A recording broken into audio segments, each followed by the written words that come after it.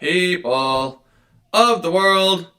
Today on Marketing as a Foreign Language, Google adds new fact check labels to Google image search results. Shocking. Google launches new tool to assist small and mid-sized businesses as part of a week-long initiative. Social media image and video sizes cheat sheet 2020. Google adding local store details to shopping, free promoted pins for smart campaigns, and more. Local SEOs most focused on link building and content development, a report finds. And lastly, expert tips for hiring or recruiting marketers during coronavirus. This is Marketing as a Foreign Language, starting now.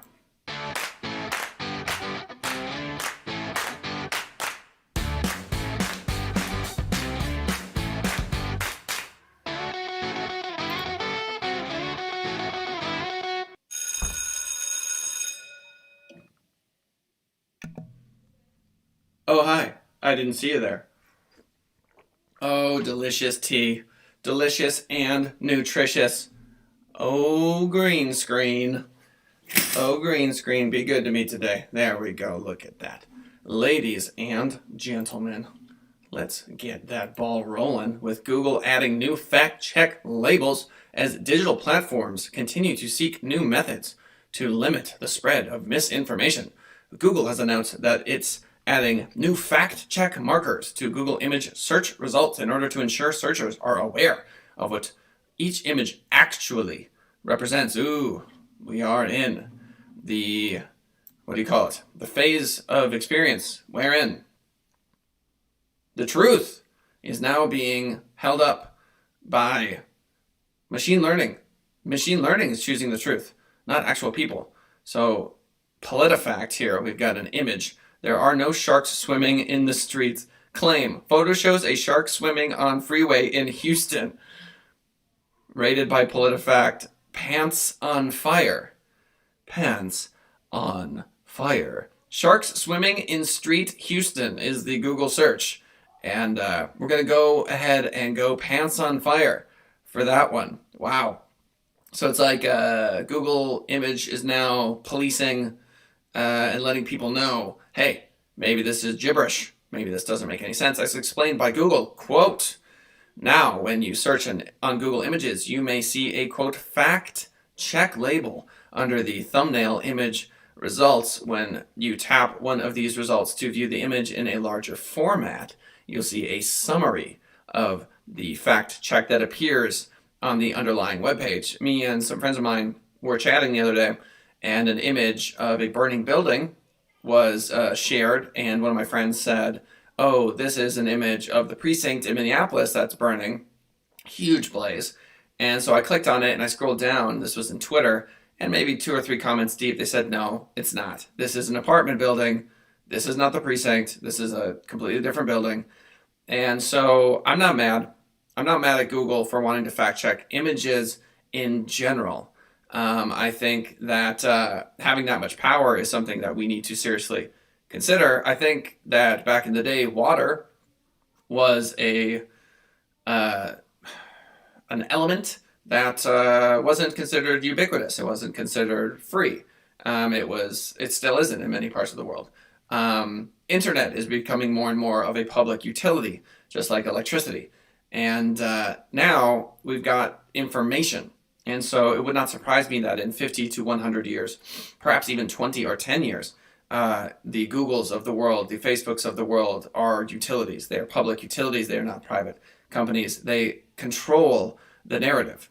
Google's fact-check labels are added by, quote, independent authoritative sources on the web via Google's claim review process for search results. Quote, we already highlight fact checks on search and in Google News to make this content easy to discover.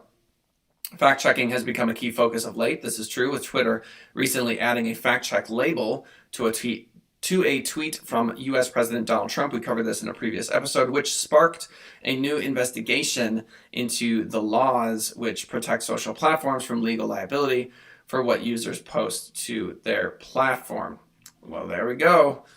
That would go. Google launches new tools to assist small and mid-sized businesses as part of a week-long initiative. Google has announced according to Andrew Hutchinson at Social Media Today, a range of new educational resources and tools to help small and mid-sized businesses improve their digital presence as part of what it is calling International Small Business Week. Google says, quote, "The crisis caused by COVID-19 has made it clear that we need more money." Oh, I'm sorry. That's not what it says there. It made it clearer than ever before that having a digital presence not only enhances your business. I'm going to stop you right there.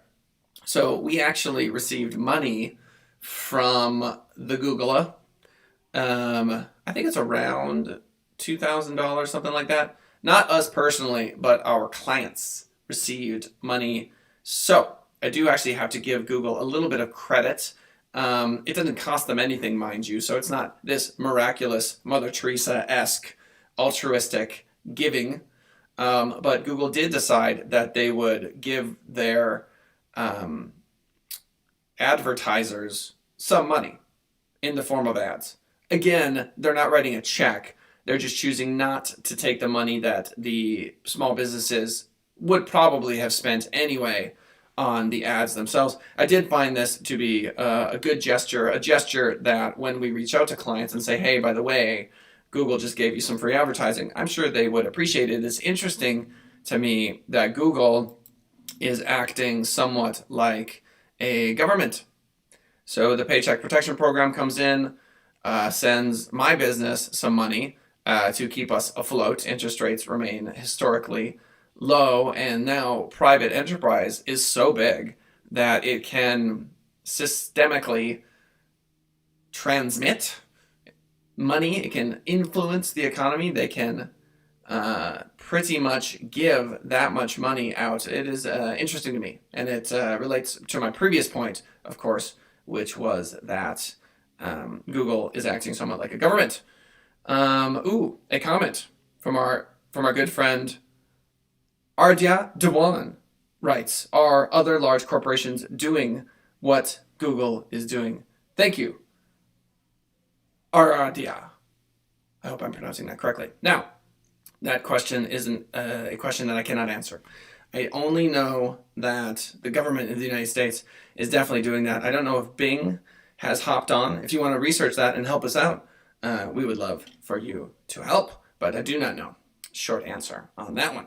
So, among its offerings, Google has outlined 2 digital marketing guidance tools for small and mid-sized businesses, which it's updated and refreshed for the launch. The first is Local Opportunity Finder, which Google first launched last October.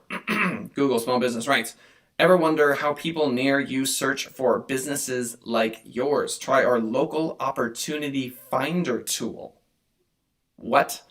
And see how your hashtag small biz can benefit from local searches. What are you talking about here? Quote, "Local Opportunity Finder is a personalized recommendation on how to improve your free business." Oh, interesting. So Google is offering something that's going to walk you through how to improve your Google My Business profile. If you're a local business, your business profile helps customers find you online. Your Google My Business profile, obviously, is your Google Maps listing. The tool is fairly straightforward. You enter your business name, and Google will show you recommendations based on the information it has about your business. Oh me, oh my. Don't put that chicken in that pie. How do I not know about this? The search box on the main screen will autofill with suggested businesses as you enter your company name, but you can also search without an exact match by entering your business category. What? What now? Come here. Come here, Link. You and me, we're going to dance. Let's dance, Link. Watch this just be spam. People are searching for businesses like yours. Help people find you online. Enter your business name. Oh, I will. Oh, don't you worry about that. I'm going to do that right now. Now what's going to happen? You've claimed your profile on Google Search and Maps. Now make it even better. Okay. This is something that I am going to go through for sure. This is interesting. I am interested in this. So, ladies and gentlemen, if you want to go through an audit, which I don't plan on doing live right now, but if you want to go through an audit The link is this ridiculous link here, goo.gle/2AUOUVT. Where does that take us to? Here we go. It takes us to smallbusiness.withgoogle.com. Smallbusiness.withgoogle.com. Shout out to Lanesia Kautzman, Dance Party People, indeed. Also smash that like button, you know you want to. So yeah, this is something worth checking out, this local opportunity finder. I'm going to go ahead and make a note on that and circle back. I am interested. Okay, we have Digital Toolkit. The second tool Google shares is a new digital toolkit, which provides guides on how you can improve your Google business listings based on what type of process you're running. So here you've got a local business, and website, online only business, starting a new business. As you can see above, the information is separated into 4 streams. Click, tap on any of these, and Google provides a listing of key tips and pointers on how to maximize your Google presence and expanded digital opportunities. Interesting. Mr. or Mrs. Dewan writes, oh yes, I have done this before with my nonprofit. Tell us more about your nonprofit. We would love to hear about it. There are some good pointers here, both for people that are new to digital marketing and for experienced digital managers alike, as with most blah, blah, blah, blah, blah, blah, blah. Okay, interesting. So the big takeaway for me is this local opportunity finder, something I plan on digging in. 2, social media image and video sizes, cheat sheet 2020. With social media feeds getting ever more crowded, winning attention for your business also becomes ever more difficult. I'm beginning to wonder if Mr. Dewan is Chess World Scientist for my Twitch stream, but I'm not sure. In amongst the thousands of posts, updates, and stories vying for consumer attention each day, you need to somehow make your messages stand out, blah, blah, blah, blah, blah. Let's get into it. Image and video sizes for 2020. Ugh, this is incredibly boring, but something that you could perhaps use if you are looking for the sizes for social media posts across various social media platforms. Farewell to you. Moving right along, Google adding local store details to shopping free promoted pins for smart campaigns and more. New features and updates are aimed at local businesses and services in the reopening phase. Google announced several features and updates Wednesday aimed at helping small brick and mortar businesses reemerge as local economies begin reopening, noting some of the ways changing consumer behavior during the coronavirus pandemic has impacted local businesses. Google said searches for, quote, curbside pickup and in stock surged by more than 70%, obviously, and searches for local services have risen by 50%. Pay to stay pricing model for hotels. I just got back from Los Angeles, and I think I mentioned this in the previous stream, but Spirit Airlines was packed, as in completely full. The hotel had quite a few people going. I think there's a large swath of the population right now that is simply moving forward.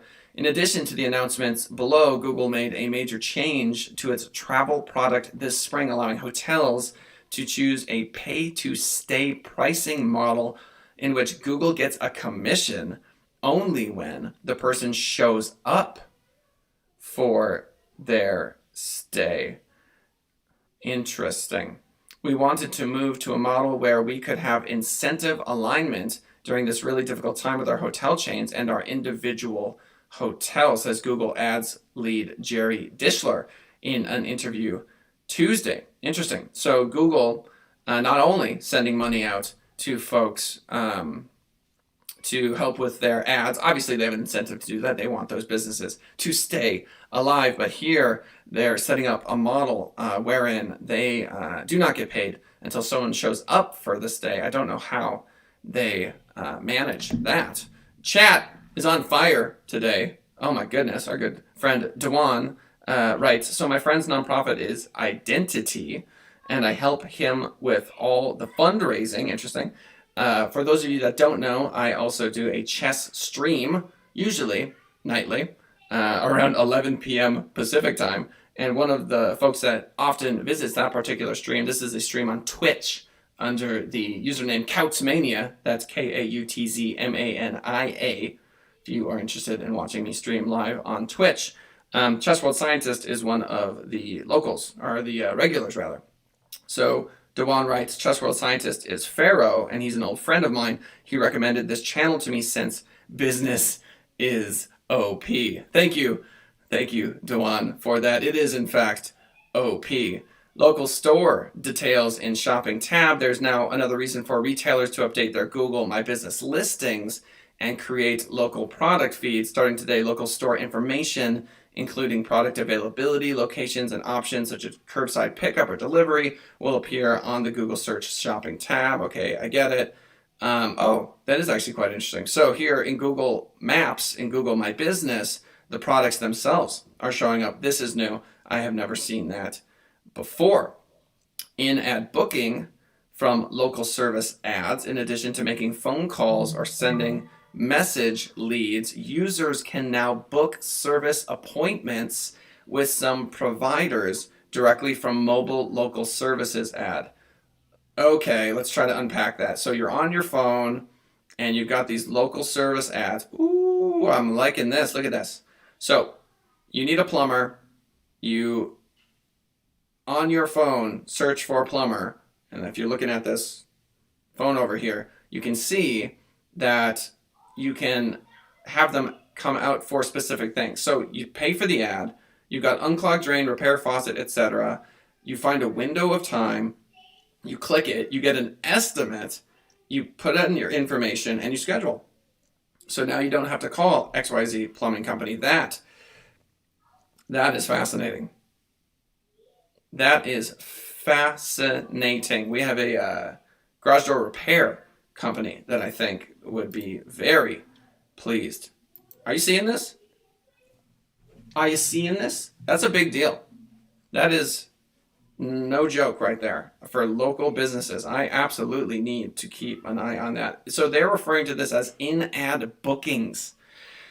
In-ad bookings from local service ads. Oh me, oh my. I'm making a note. Just get my trusty in-ad bookings. Wow. All right. Let's go, gamers. Okay, moving right along. Local SEOs, most focused on link building and content development, report finds. 80% of survey respondents said they were also buying local ads on Google. In addition to organic tactics, nearly 80% of local marketers are buying ads on Google. Yeah, that's why Google has more money than God. That's 10% more than last year, according to a newly released survey of 1,300 local marketing agencies, small businesses, and multi-location enterprises from Moz.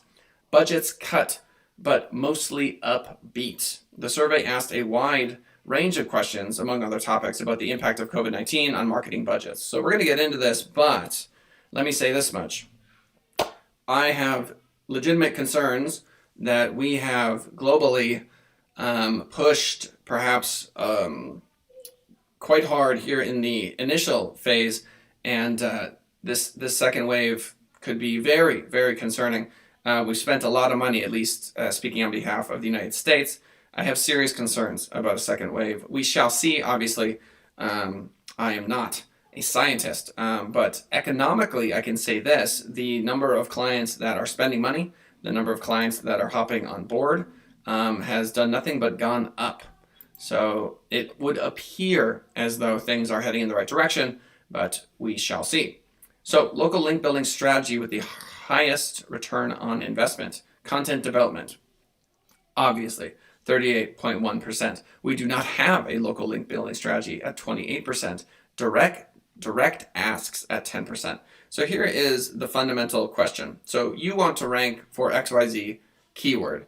You create content, you do social media, you run a pay-per-click campaign, you perhaps do a live stream, you create YouTube videos, you share on LinkedIn. Now, do you hire someone to reach out to other local businesses to send out the spammiest, most irritating, knuckle-cracking emails, correspondences that basically say, hey, can I get a link on your website? Have you gotten one of these emails? I hate these emails. They drive me crazy. Now, if you're going to sign up for the Better Business Bureau and get a link on the website, or you apply and are received into like a networking group like a BNI chapter, that's one thing. But if you are emailing local business owners or local marketing people and saying, hey, I wrote this blog post, can you please post it? I don't know. I feel like Google sees that a mile away. I feel like that entire world of, hey, I'm going to send you this 400-word blog post with a little anchor text keyword in it. And by that, I mean, there are people that will write a 400-word blog. They'll send it to like 600 different companies in an attempt to get them to put it on their website. There's a good chance that multiple people are going to post that. It smells bad. Does that make sense? Like, I've been doing this long enough to know when there's a tactic that maybe today will bear fruit, but in the future just becomes a nightmare to unwind. So let's say Google says, if you were engaged in sending emails to people so that they would post a blog on their website with an anchor text link, Las Vegas plumbing or whatever, back to your website, and all of a sudden that's penalized, you have no recourse. You can't go back to those people and say, oh yeah, remember that blog from 2016? Can you go ahead and get rid of that? So I'm not a huge fan of that. So direct asks, okay. Sponsorships, Google doesn't like you paying for it. Event hosting participation, I like that.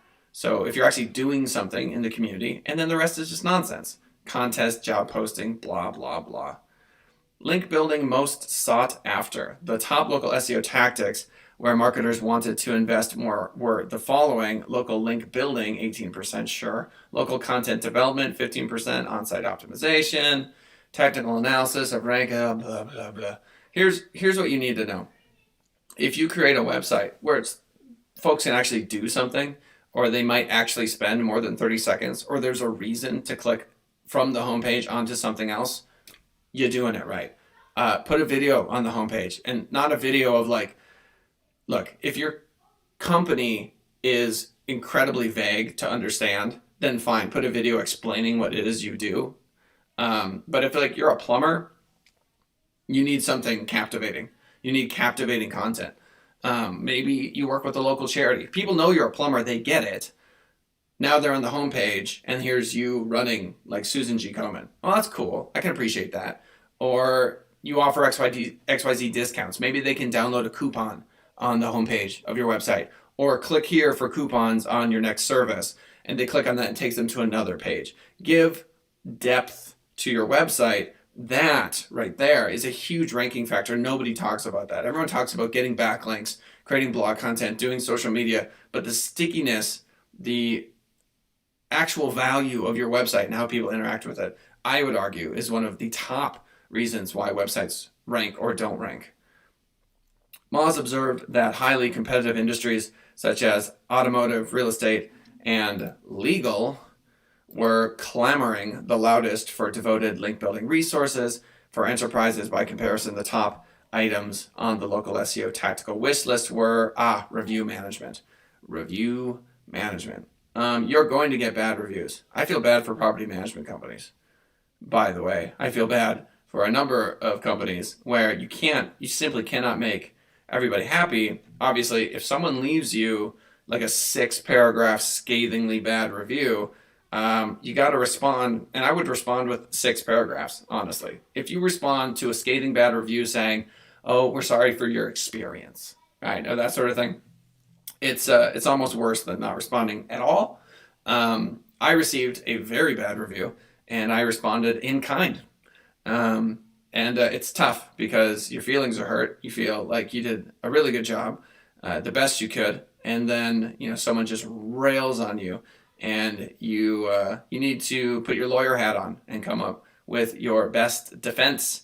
And people want to see that. They want to see, well, actually, we did this, and this. Here's my bulleted list of the 9 things we did. Not to mention all of the words that you write in that particular review are counted and understood by Google's machine learning. I'm bored with this article. Expert tips for hiring or recruiting marketers during coronavirus. It might be a great time to identify top tier talent. Oh my goodness. Is it time to hire? Perhaps it is, as many people have lost their employment. There are a number of companies here, specifically in Las Vegas, that I know that are suffering. Many marketing companies that were directly tied to the casinos are suffering.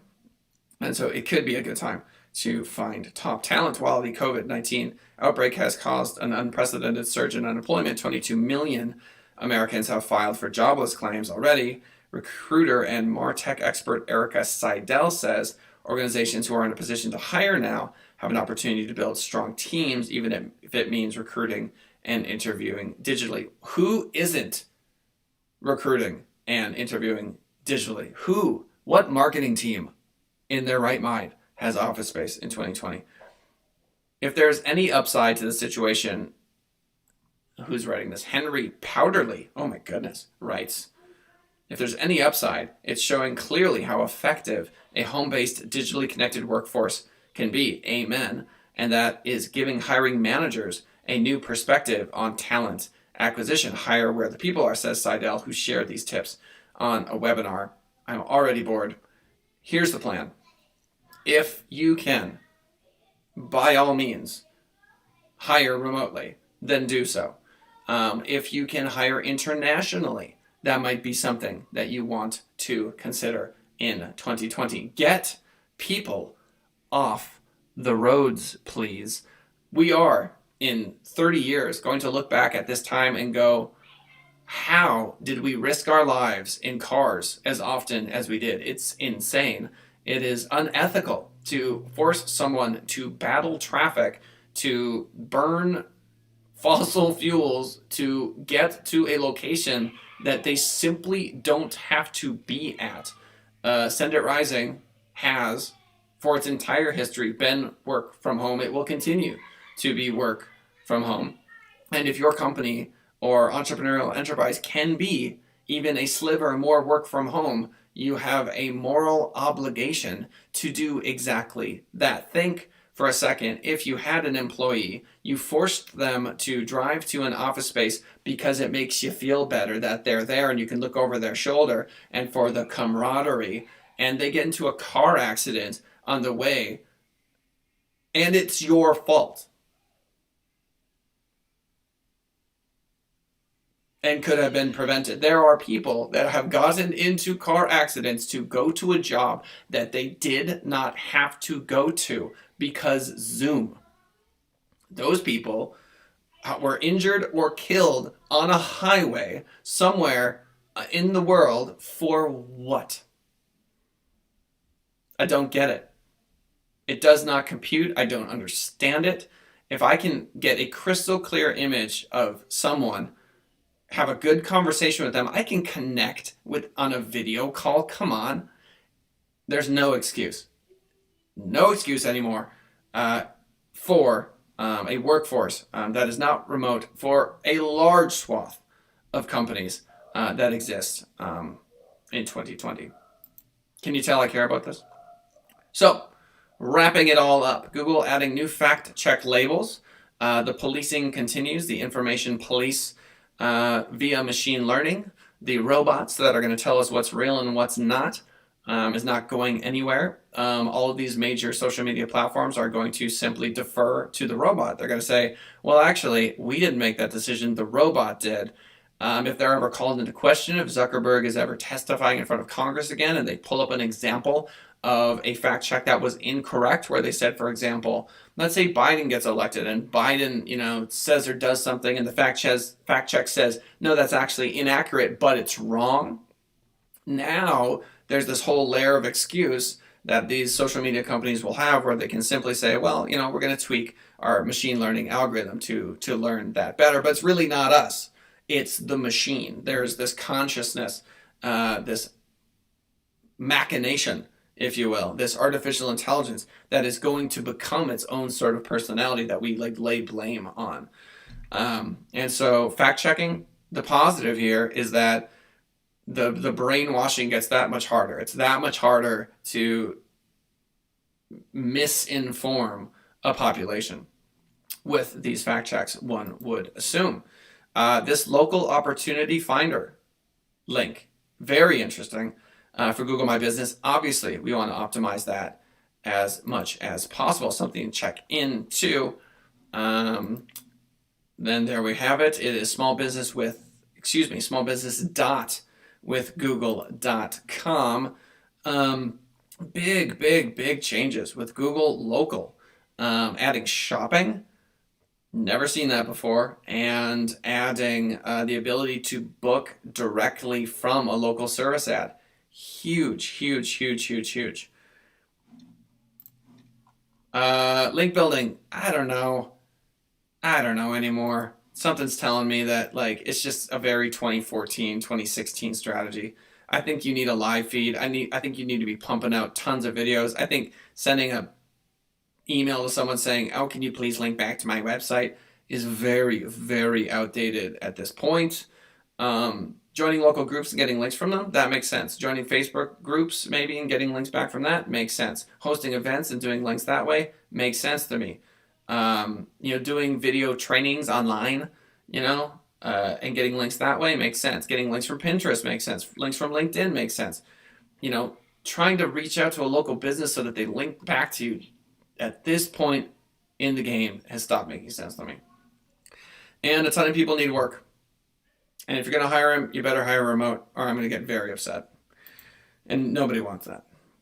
It is Tuesday at 11. Can you believe it? It's been a glorious time with y'all. I do appreciate it. We will be back tomorrow, same time, same place. If you haven't already hit that like button, please do so. Appreciate y'all in chat today.